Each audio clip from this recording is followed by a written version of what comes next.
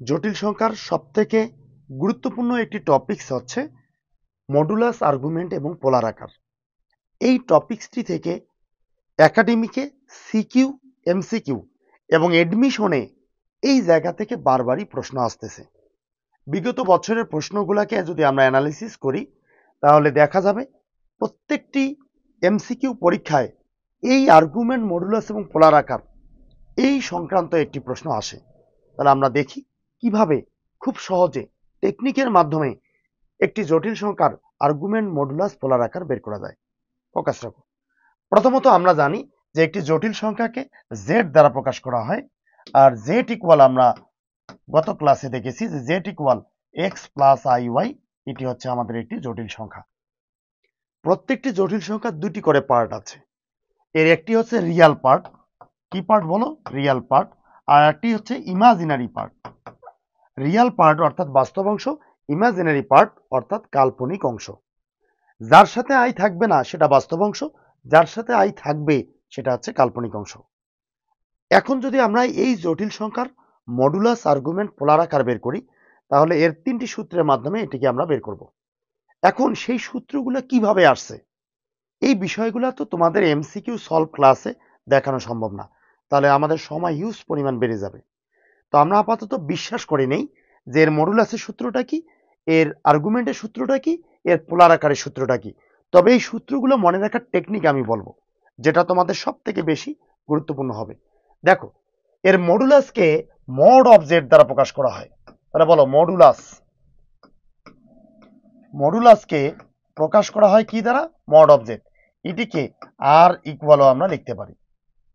আর এই modulus mod of Z বা আর equal root over এর সূত্রটা হচ্ছে X square plus Y square. এখন এটা মনে রাখার টেকনিকটা কি ভালো করে মাথায় রাখো।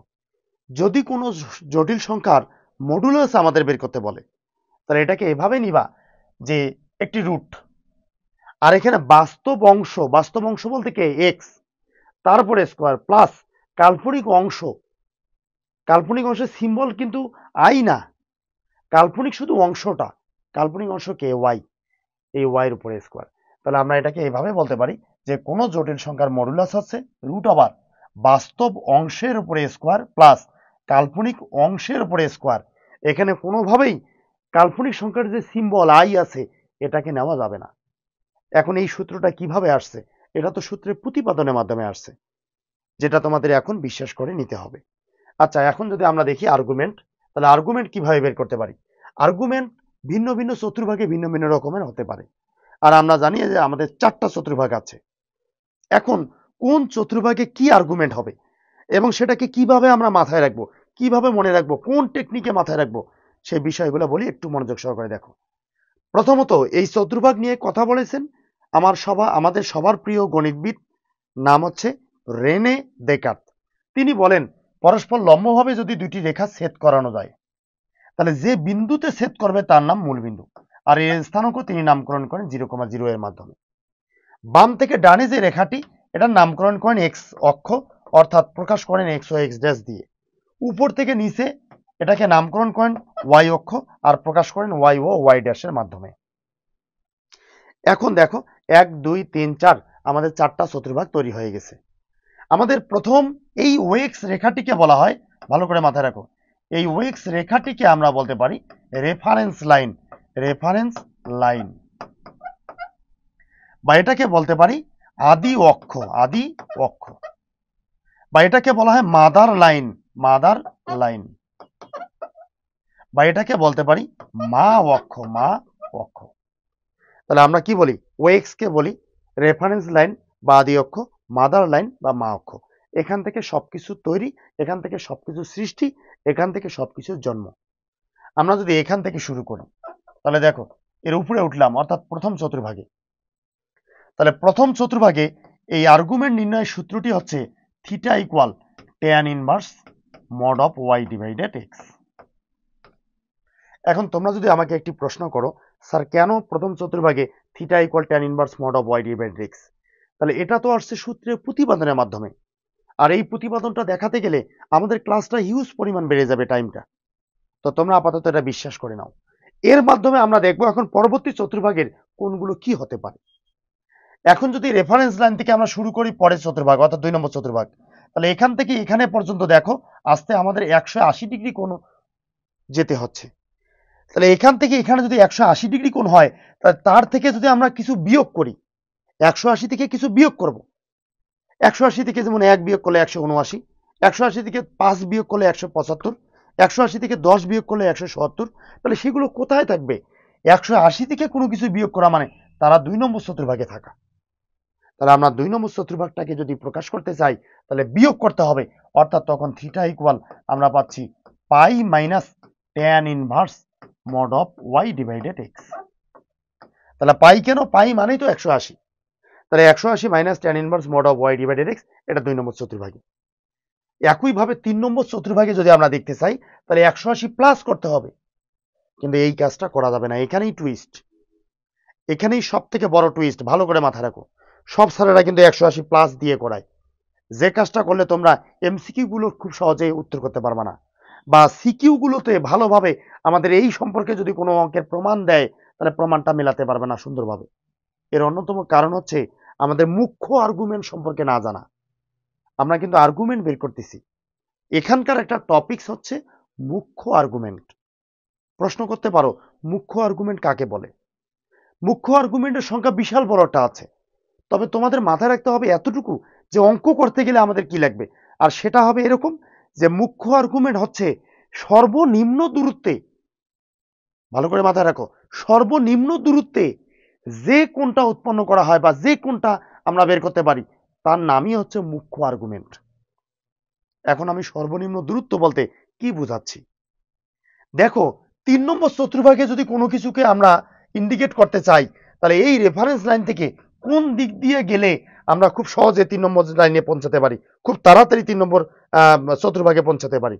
বলো, রেফারেন্স লাইন থেকে কিভাবে গেলে, এন্টি ক্লকওয়াইজ না ক্লকওয়াইজ, কিভাবে গেলে আমরা 3 নম্বর চতুর্ভাগে তাড়াতাড়ি পৌঁছাতে পারবো, সর্বনিম্ন দূরত্বে পৌঁছাতে পারবো? বলো, আমি যদি এন্টি ক্লকওয়াইজে পৌঁছাতে চাই, এখান থেকে 90, এখান থেকে 90, অর্থাৎ 180 ডিগ্রি কোণ উৎপন্ন মানে কোণ অতিক্রম করতে হবে, তাহলে এখানে পৌঁছাতে পারবো এই 3 নম্বর চতুর্ভাগে। কিন্তু আমরা যদি এখান থেকে যেতে চাই, তাহলে এখান থেকে গেলে দেখো এখান থেকে শুধু 90 ক্রস করলেই কিন্তু আমরা 3 নম্বর চতুর্ভাগে যেতে পারতেছি। তাহলে বলো 3 নম্বর চতুর্ভাগে পৌঁছানো যাবে তাড়াতাড়ি কিভাবে, এন্টি ক্লকওয়াইজ না ক্লকওয়াইজ? ক্লকওয়াইজ মানে ঘড়ির কাঁটার দিকে, শুধু 90 ডিগ্রি পার হলেই আমরা 3 নম্বর চতুর্ভাগে যেতে পারতেছি। তাহলে এই যে সর্বনিম্ন দূরত্বে, এই যে কম দূরত্বে কোণগুলোকে বের করা হয়, এটার নামই হচ্ছে মুখ্য আর্গুমেন্ট। তাহলে 3 নম্বর চতুর্ভাগে মুখ্য আর্গুমেন্ট বা আর্গুমেন্ট আমরা এভাবে বের করব যে ক্লকওয়াইজ। এখন প্রশ্ন করতে পারো যে স্যার ক্লকওয়াইজ হলে এই কোণটা কি হবে? এন্টি ক্লকওয়াইজ যদি 2 নম্বর চতুর্ভাগে কোণটা আমাদের এটা হয়ে থাকে, তাহলে ক্লকওয়াইজ 2 নম্বর চতুর্ভাগের কোণটা এর বিপরীত হবে। তাহলে এর বিপরীত বলতে আমরা কি বোঝাচ্ছি, এখানে যেটা প্লাস এখানে সেটা মাইনাস, এখানে যেটা মাইনাস এখানে সেটা প্লাস। তাহলে সেক্ষেত্রে আমরা কি পাচ্ছি, থিটা ইকুয়াল প্লাস পাই যেহেতু আছে মাইনাস পাই, মাইনাস যেহেতু আছে এখানে প্লাস, আর এখানে আগের মতোই tan inverse mod of y divided x। তাহলে আমরা বুঝে গেছি যে এন্টি ক্লকওয়াইজ আমাদের এই 3 নম্বর চতুর্ভাগে আসা যাবে না, ক্লকওয়াইজ। আর সেটা কি, এর 2 নম্বর চতুর্ভাগে যেটা, এর 2 নম্বর চতুর্ভাগে এই 2 নম্বরের বিপরীতটা আছে এটা। একইভাবে যদি আমরা 4 নম্বর চতুর্ভাগের কথা বলি, 4 নম্বর চতুর্ভাগ দেখো এন্টি ক্লকওয়াইজে যদি যেতে চাই, এখানে 90, এখানে 90, 180, এখানে 90, তার মানে 270, 270 পার হয়ে আমাদের 4 নম্বর চতুর্ভাগে আসতে হবে। কিন্তু আমরা যদি ক্লকওয়াইজ ঘড়ির কাঁটার দিকে যাই, তাহলে শুধু একটু নামলেই আমরা 4 নম্বর চতুর্ভাগে পাচ্ছি। তাহলে 4 নম্বর চতুর্ভাগে মুখ্য আর্গুমেন্ট বা আর্গুমেন্ট যাই বের করতে বলুক না কেন, কিভাবে বের করব, ঘড়ির কাঁটার দিকে। এখন ঘড়ির কাঁটার দিকে যদি হয়, তাহলে সে 4 নম্বর চতুর্ভাগে কোনটি কি হবে?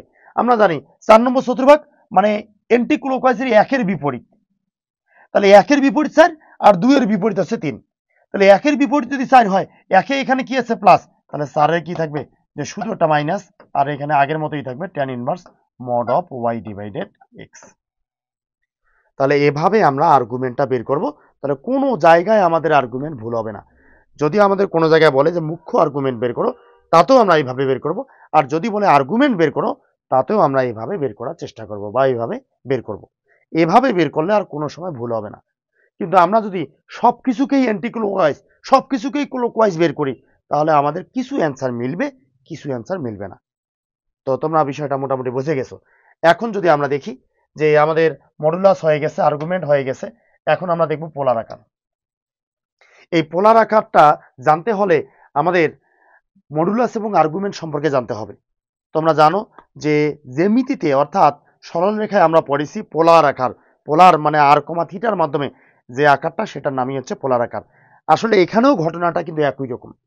এখানেও আর কমা থিটা, বলো আর কমা থিটা যদি হয় তাহলে এই যে আর এর মানটা কি? আর এর মানটাই তো হচ্ছে মডুলাস। তাহলে এটা আর, আর মানে কি? মডুলাস। আর থিটা মানে কি? থিটা মানে আছে আর্গুমেন্ট। তাহলে আর কমা থিটার মাধ্যমে যে আকারটা আনবো সেটার নামই হবে পোলার আকার। আর এখানকার পোলার আকারের একটা সূত্র আছে। এখানকার পোলার আকার বলো, পোলার আকার এটা হচ্ছে সকল অঙ্কের জন্য পোলার আকার। পোলার আকার এটা লিখে নাও। পোলার আকারের সূত্রটা হচ্ছে আর ইন্টু, এখানে পাচ্ছি আমরা কস থিটা, সকল অঙ্কের জন্য কস theta plus i sine theta. এটা হচ্ছে আমাদের পোলার আকারের সূত্র। এখানে আর মানে কি? আর মানে তো আমরা জানি হচ্ছে মডুলাস। আর থিটা মানে কি? থিটা মানে তো আমরা জানি কোণ। আর কস সাইন এটা হচ্ছে পোলার আকারের একটা সূত্র। তাহলে এভাবে আমরা একটি জটিল সংখ্যার আর্গুমেন্ট, মডুলাস এবং পোলার আকারটা বের করতে পারি।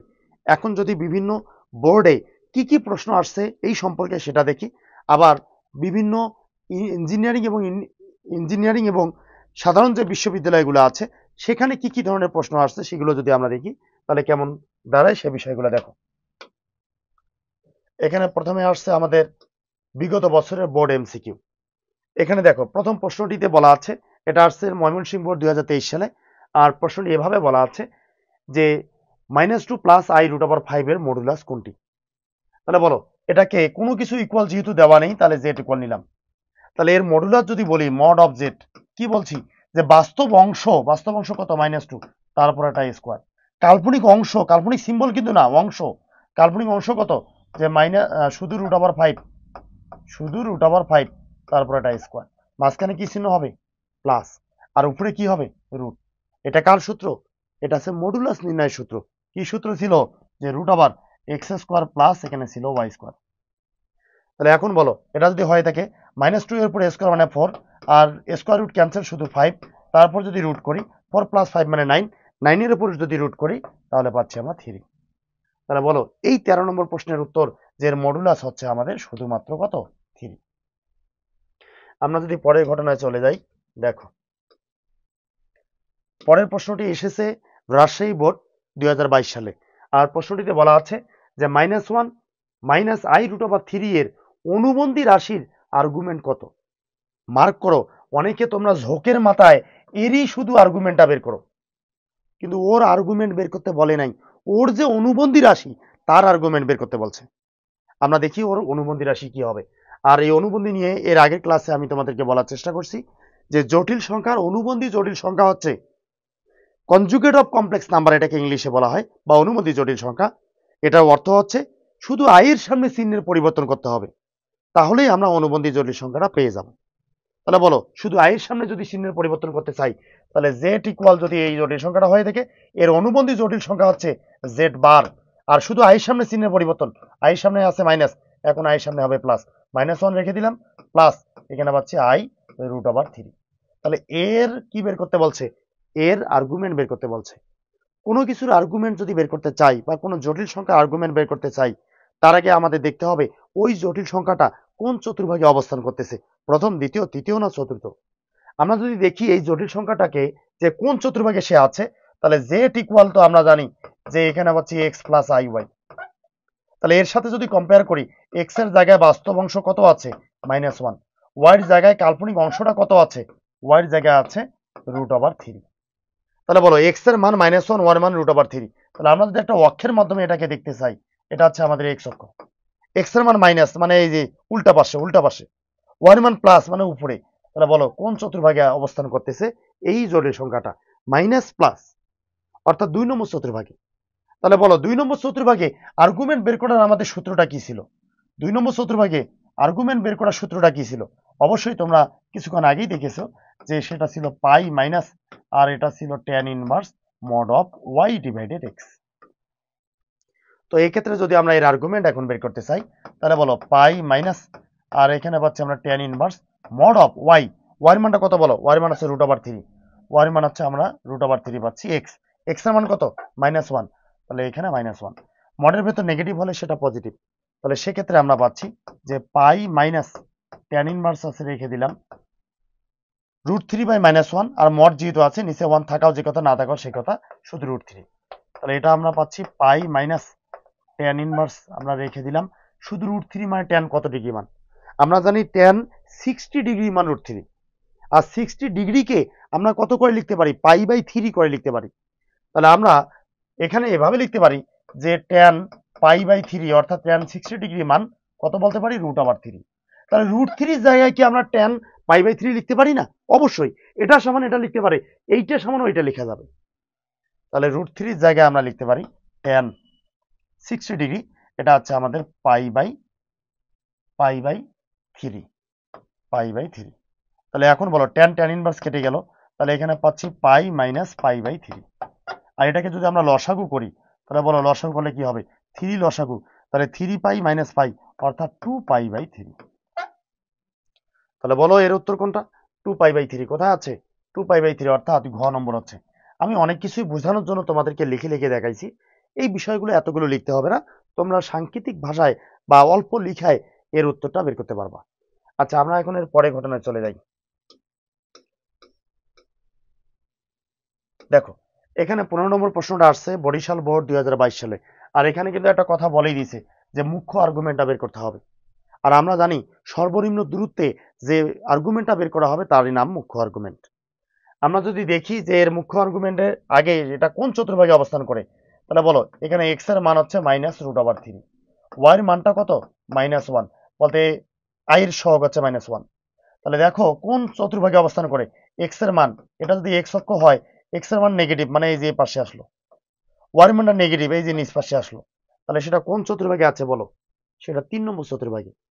আর 3 নম্বর চতুর্ভাগে মুখ্য আর্গুমেন্ট বা আর্গুমেন্ট যাই বলুক না কেন, আমরা কেমনে বের করব? 3 নম্বর চতুর্ভাগে কাছাকাছি বের করা যায় দূরত্বে, অর্থাৎ ক্লক ওয়াইজ। কি ওয়াইজ? Clockwise. আর ক্লক ওয়াইজ 3 নম্বর চতুর্ভাগে যদি আর্গুমেন্ট আমরা বের করতে চাই, তাহলে সেক্ষেত্রে আমাদের সূত্রটা কি? এই দিকে, তার মানে সেটা হচ্ছে মাইনাস পাই আর এখানে plus tan inverse mod of y/x। এটা কেন মাইনাস পাই প্লাস হলো সেটা তোমরা কিছুক্ষণ আগে আমি দেখাইছি, সেখান থেকে দেখে নাও। এর উপরের কথাগুলো শুনতে হবে, তাহলে এর ক্লাসগুলো বা এই বিষয়গুলো বুঝতে পারবা। তাহলে বলো এখান থেকে দেখে নাও, কিছুক্ষণ আগে দেখাইছি, 1 মিনিট আগে দেখাইছি যে কেন 3 নম্বর চতুর্ভাগে -5 plus tan inverse mod of y/x হবে। তাহলে বলো এখন যদি আমরা মানটা বসাই -পাই প্লাস, আর এখানে পাচ্ছি আমরা tan inverse mod of y/x। y এর মান কত? -1। x এর মান কত? -√3। তাহলে y এর মান আছে -1, x এর মান -√3। এই ক্ষেত্রে যদি আমরা একটু ক্যালকুলেশন করি যে -পাই প্লাস ট্যান ইনভার্স, তাহলে বলো নেগেটিভ মডের ভিতর থাকলে সেটা অলওয়েজ পজিটিভ, তার মানে 1/√3। তাহলে এখন বলো এখানে আমরা বলতে পারি যে ট্যান 30 ডিগ্রি ইকুয়াল বলতে পারি 1/√3।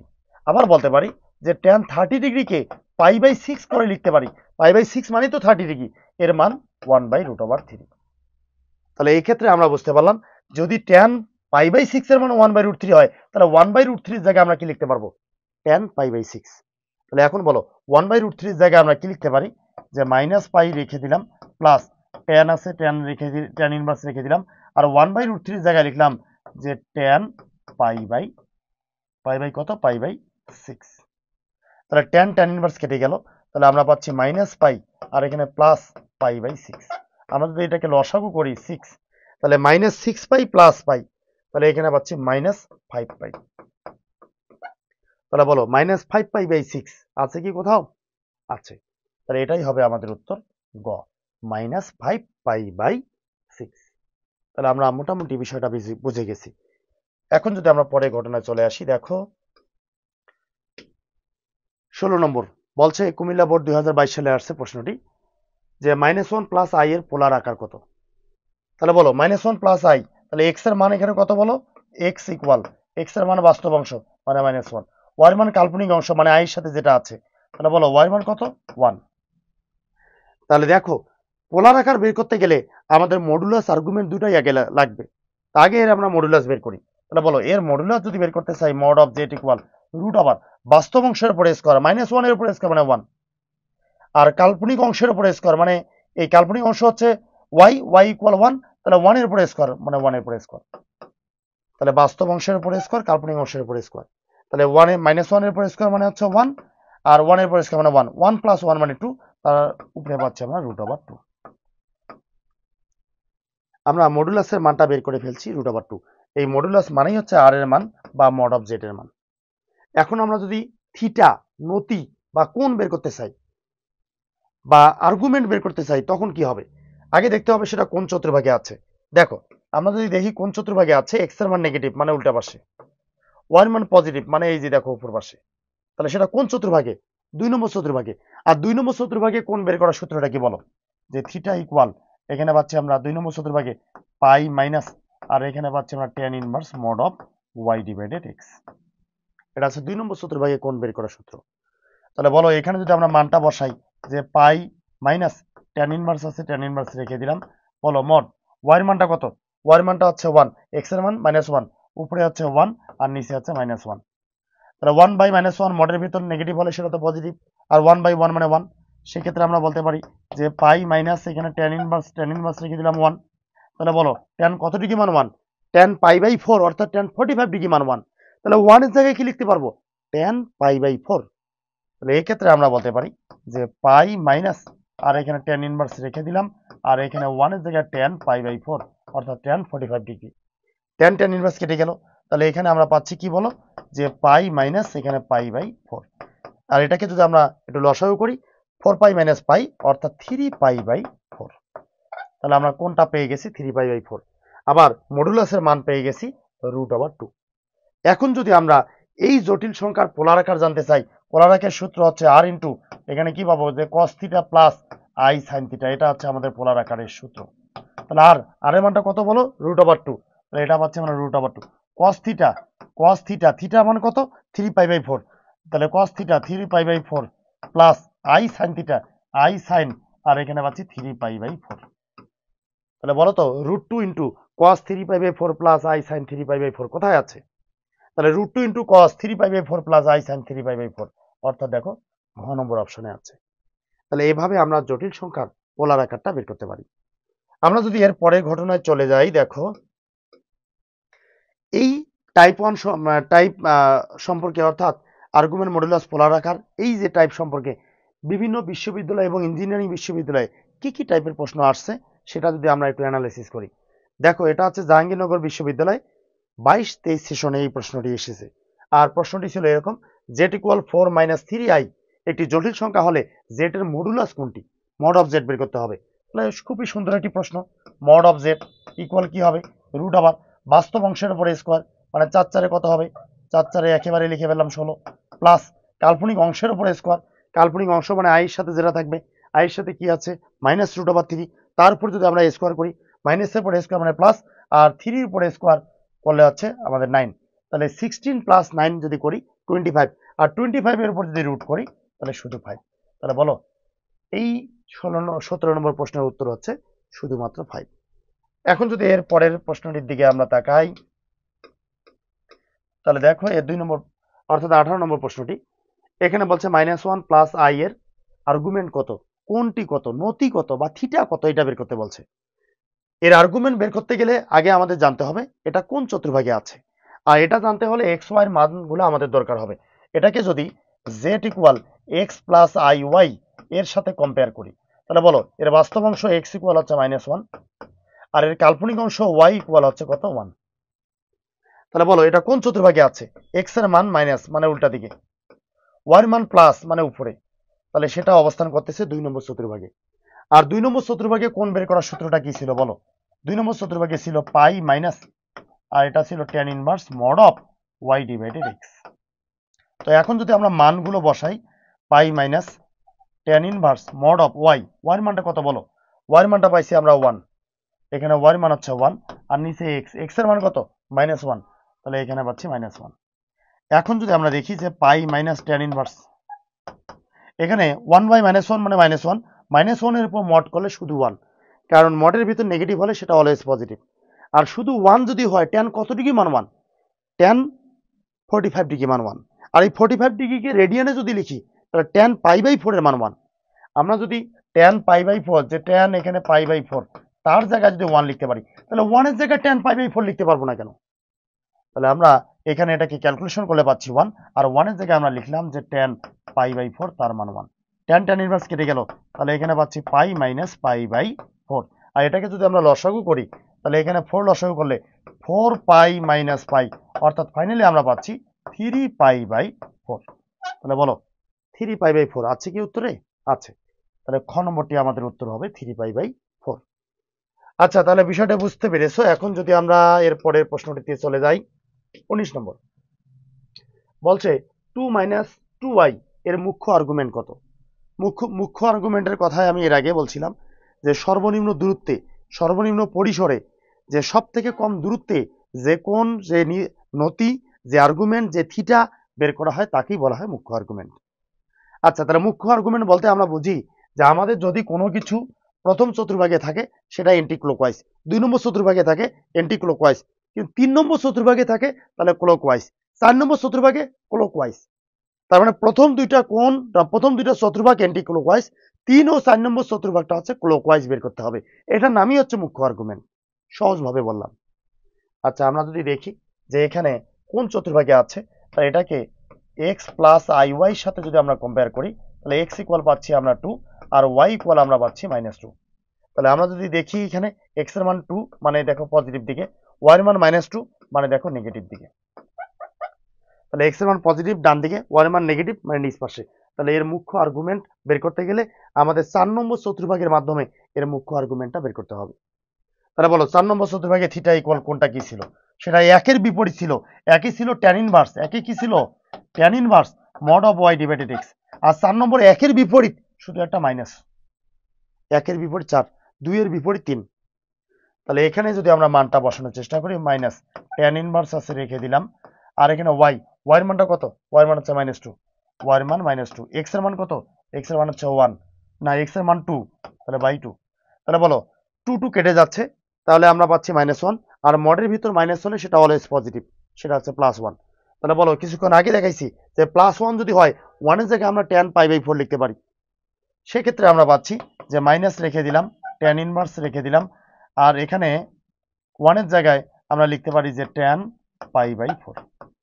তাহলে tan ইনভার্স কেটে গেল, তাহলে এখানে থেকে যাচ্ছে শুধু -π/4।